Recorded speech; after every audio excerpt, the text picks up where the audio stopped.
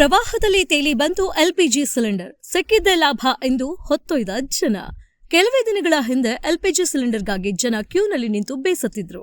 ಆದ್ರೆ ಈಗ LPG cylinder ಯಾವುದೋ ಕಸ ಕಡ್ಡಿಯಂತೆ ನೀರಿನಲ್ಲಿ ತೇಲಿ ಬರ್ತಿದೆ. ಜನರು ಸಿಕ್ಕಿದ್ದೆಲ್ಲ ಲಾಭ ಎಂದು ಹೊತ್ತೊಯ್ತಾ ಇದ್ದಾರೆ. ಈ ವಿಡಿಯೋ ಸೋಷಿಯಲ್ ಮೀಡಿಯಾದಲ್ಲಿ ವೈರಲ್ ಆಗಿದೆ. ಮಹಾರಾಷ್ಟ್ರದಲ್ಲಿ ಸುರಿಯುತ್ತಿರುವ ಎಡಬಿಡದೆ ಮಳೆಯಿಂದಾಗಿ ನದಿ ಮತ್ತು ತೊರೆಗಳು ಮಿತಿ ಮೀರಿ ಹರಿಯುತ್ತಿವೆ. ನೀರಿನ ಮಟ್ಟ ದಿಢೀರನೆ ಏರಿಕೆಯಾಗಿದ್ದರಿಂದ ಗ್ಯಾಸ್ ಸಿಲಿಂಡರ್ ಗೋದಾಮಿನ ಆವರಣ ಸಂಪೂರ್ಣವಾಗಿ ಜಲಾವೃತಗೊಂಡಿತು. ನೀರಿನ ಪ್ರವಾಹ ಎಷ್ಟು ತೀವ್ರವಾಗಿತ್ತಂದ್ರೆ ಅಲ್ಲಿದ್ದ ಸಾವಿರಾರು ಸಿಲಿಂಡರ್ಗಳು ಆಟಿಕೆಗಳಂತೆ ನೀರಿನ ಮೇಲೆ ತೇಲುತ್ತಾ ಕೊಚ್ಚಿ ಹೋದ್ವು. ಪ್ರವಾಹದಲ್ಲಿ ಎಲ್ಪಿಜಿ ಸಿಲಿಂಡರ್ಗಳ ರಾಶಿಯೇ ಹರಿದು ಬರ್ತಿದೆ. ಕೆಲವರು ನೋಡುತ್ತಾ ನಿಂತಿದ್ರು, ಮತ್ತೆ ಕೆಲವರು ಗಾಳ ಹಾಕಿ ಸಿಲಿಂಡರ್ ಹಿಡಿದು ಸಂಗ್ರಹಿಸ್ತಾ ಇದ್ರು.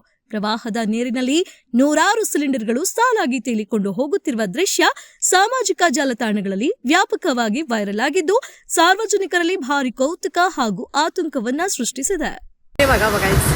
बघू शकता तुम्ही किती म्हणजे काका ही कोणती कंपनी आहे?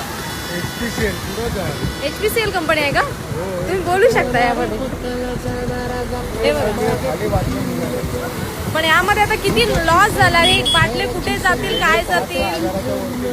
मग 5-6 हजार एमटी सिलेंडर जाणं हे काय खाऊ गोष्ट नाहीये.